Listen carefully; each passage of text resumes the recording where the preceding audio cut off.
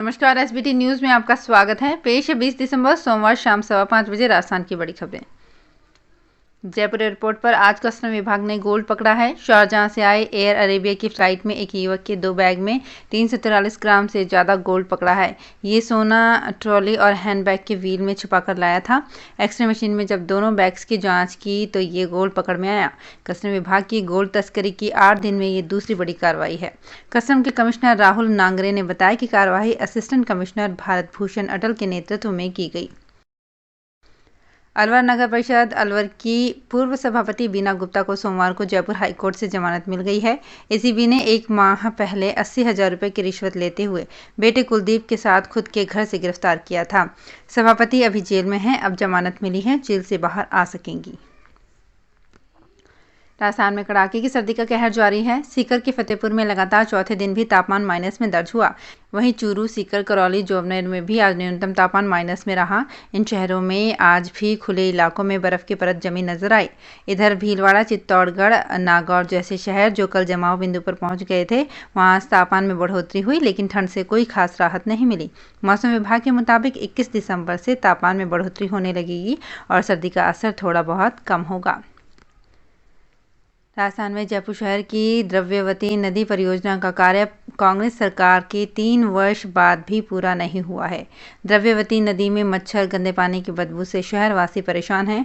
प्रदेश में 3 वर्ष पूर्व कांग्रेस की सरकार बनने पर स्वायत्त शासन मंत्री शांति धारीवाल के निर्देश पर एक बार फिर से जयपुर विकास प्राधिकरण ने द्रव्यवती नदी के लिए शीघ्र ही कार्य योजना बनाई थी। इसके बावजूद भी परियोजना का काम आज भी अधूरा है। जयपुर विकास प्राधिकरण परियोजना का काम अब जनवरी तक पूरा करने का समय बढ़ा दिया गया है।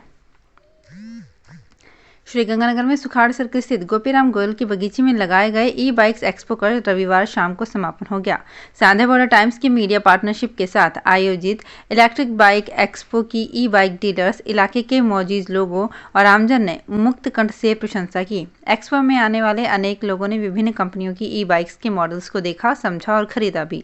वहीं बहुत से लोगों ने मलमास के बाद ई बाइक की डिलीवरी लेने के लिए बुकिंग भी करवाई। इससे पहले एक्सपो के पहले दिन शनिवार शाम को भाजपा नेत्री अंजू सैनी ने गणेश पूजा करवाई।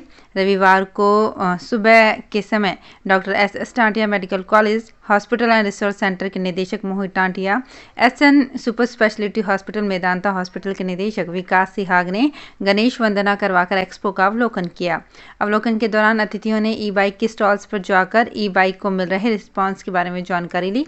अतिथियों ने ई बाइक एक्सपो की सराहना करते हुए कहा कि आने वाला समय ई वाहनों का ही है। लोग इसे समझते हुए ई वाहन अपनाने लगे हैं।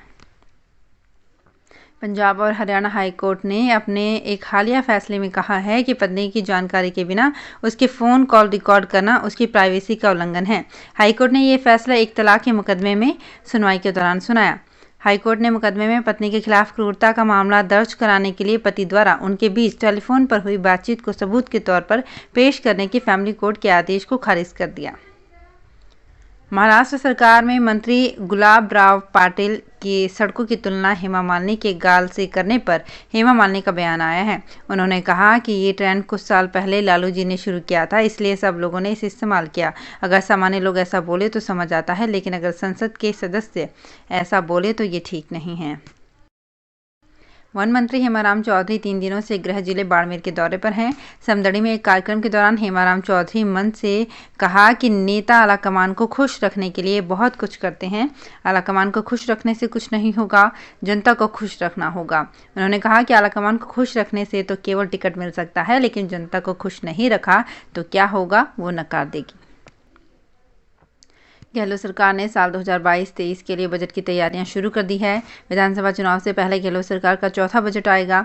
इसके लिए सरकार ने सभी विभागों से बजट को लेकर प्रस्ताव मांग लिए हैं। इसके साथ ही विभागों ने भी बजट को लेकर अपनी एक्सरसाइज शुरू कर दी है। वित्त विभाग के पास सभी विभागों के प्रस्ताव आने के बाद इन्हें समाहित किया जाएगा। राजस्थान में ग्राम पंचायत स्तर पर संचालित किए जा रहे स्कूलों में मेंटर के रूप में काम कर रहे पीईओ की समस्याओं का समाधान अब माध्यमिक शिक्षा की अतिरिक्त निदेशक की अध्यक्षता में गठित समिति करेगी।